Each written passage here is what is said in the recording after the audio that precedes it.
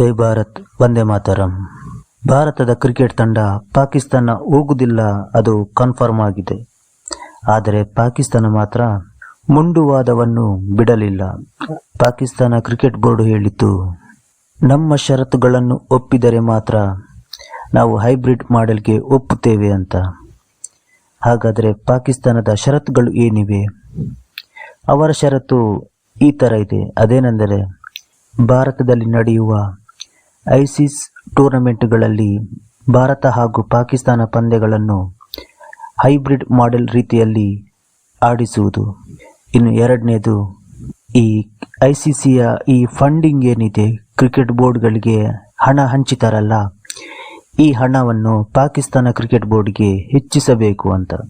ಇದರಲ್ಲಿ ಒಂದು ಸ್ಪಷ್ಟವಾಗಿ ಗೊತ್ತಾಗುತ್ತದೆ.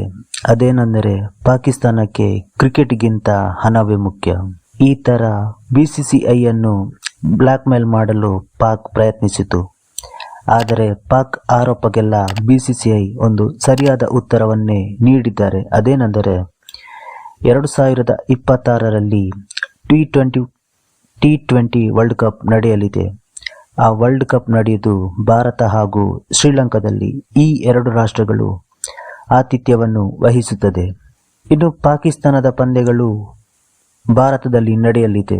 ಆ ಭಾರತದಲ್ಲಿ ನಡೆಯುವಂತಹ ಪಂದ್ಯಗಳನ್ನು ಬೇರೆ ರಾಷ್ಟ್ರಕ್ಕೆ ಸ್ಥಳಾಂತರಿಸಬೇಕಂತ ಪಾಕಿಸ್ತಾನ ಹೇಳುತ್ತಿದೆ. ಆದರೆ ಪಾಕಿಸ್ತಾನದ ಹೇಳಿಕೆಯನ್ನು ಭಾರತ ತಿರಸ್ಕರಿಸಿದೆ. ಭಾರತ ಏನು ಹೇಳಿದೆ ಅಂದರೆ, ಎಲ್ಲ ಪಂದ್ಯಗಳು ಭಾರತದಲ್ಲಿಯೇ ನಡೆಯಲಿದೆ, ನಾವು ಯಾವುದೇ ರೀತಿಯ ಹೈಬ್ರಿಡ್ ಮಾಡೆಲ್ಗೆ ಹೋಗಲ್ಲ. ಪಾಕಿಸ್ತಾನದಲ್ಲಿರುವಂತಹ ಪರಿಸ್ಥಿತಿ ಭಾರತದಲ್ಲಿಲ್ಲ. ಭಾರತ ಒಂದು ಸೇಫ್ ರಾಷ್ಟ್ರ. ಪಾಕಿಸ್ತಾನದಲ್ಲಿ ಅರಾಜಕತೆ ಉಂಟಾಗಿದೆ. ಅಲ್ಲಿ ಭಯೋತ್ಪಾದಕರು ದಾಳಿ ನಡೆಸುತ್ತಿದ್ದಾರೆ. ಅಲ್ಲಿಗೆ ಬಂದ ಕ್ರಿಕೆಟ್ ಆಟಗಾರರು ಮಧ್ಯದಲ್ಲೇ ಸರಣಿ ಬಿಟ್ಟು ತಮ್ಮ ರಾಷ್ಟ್ರಕ್ಕೆ ವಾಪಸ್ಸಾಗುತ್ತಿದ್ದಾರೆ. ಆದರೆ ಭಾರತದಲ್ಲಿ ಅಂತಹ ವಾತಾವರಣ ಇಲ್ಲ. ಕ್ರಿಕೆಟಿಗೆ ಪೂರಕವಾದ ವಾತಾವರಣವಿದೆ. ನಿಮ್ಮ ಈ ಬೇಡಿಕೆಯನ್ನು ಒಪ್ಪಲು ಸಾಧ್ಯವಿಲ್ಲ ಅಂತ ಹೇಳಿ ಬಿಸಿಸಿಐ ಹಾಗೂ ಐಸಿಸಿ ಪಿಸಿಬಿಗೆ ಅಂದರೆ ಪಾಕಿಸ್ತಾನ ಕ್ರಿಕೆಟ್ ಬೋರ್ಡ್ಗೆ ಒಂದು ಮುಖಕ್ಕೆ ಬಡಿದಾಗೆ ಹೇಳಿದೆ.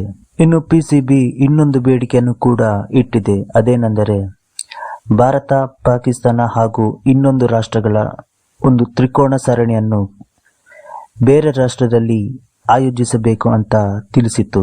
ಆದರೆ ಇದಕ್ಕೆ ಬಿಸಿಸಿಐ ಈ ಆಫರನ್ನು, ಈ ಬೇಡಿಕೆಯನ್ನು ರಿಜೆಕ್ಟ್ ಮಾಡಿದೆ. ನಾವು ಪಾಕಿಸ್ತಾನದ ಜೊತೆ ಯಾವುದೇ ರೀತಿಯ ಸರಣಿಯನ್ನು ಆಡುವುದಿಲ್ಲ ಅಂತ. ಇದರಿಂದ ಪಾಕಿಸ್ತಾನಕ್ಕೆ ತೀವ್ರ ಮುಖಭಂಗ ಉಂಟಾಗಿದೆ. ಪಾಕಿಸ್ತಾನ ಕ್ರಿಕೆಟ್ ಮಂಡಳಿಯಲ್ಲೂ ಕೂಡ ಹಣವಿಲ್ಲ, ಅದು ಕೂಡ ದಿವಾಳಿನ ಅಂಚಿನಲ್ಲಿದೆ. ಈಗ ಹೇಗಾದರೂ ಮಾಡಿ ಭಾರತ ಹಾಗೂ ಪಾಕಿಸ್ತಾನ ಸರಣಿಯನ್ನು ನಡೆಸಿ ಪಿಸಿಬಿಗೆ ಹೇಗಾದರೂ ಹಣ ಬರುವಂತೆ ಮಾಡಬೇಕು. ಇದು ಪಾಕಿಸ್ತಾನದ ಪ್ಲಾನ್. ಪಾಕಿಸ್ತಾನದ ಯಾವುದೇ ವಿಚಾರಗಳಿಗೂ ಕೂಡ ಭಾರತ ಒಂದು ಸಮ್ಮತಿ ನೀಡಲಿಲ್ಲ. ಅವರ ಎಲ್ಲ ಬೇಡಿಕೆಯನ್ನು ಭಾರತ ತಿರಸ್ಕರಿಸಿದೆ. ಈಗ ಪಾಕಿಸ್ತಾನಕ್ಕೆ ಏನು ಮಾಡುವುದೇ ಅಂತ ದಿಕ್ಕೇ ತೋಚುತ್ತಿಲ್ಲ. ಇದರಲ್ಲಿ ಭಾರತದ ಪಾತ್ರ ಏನೂ ಇಲ್ಲ.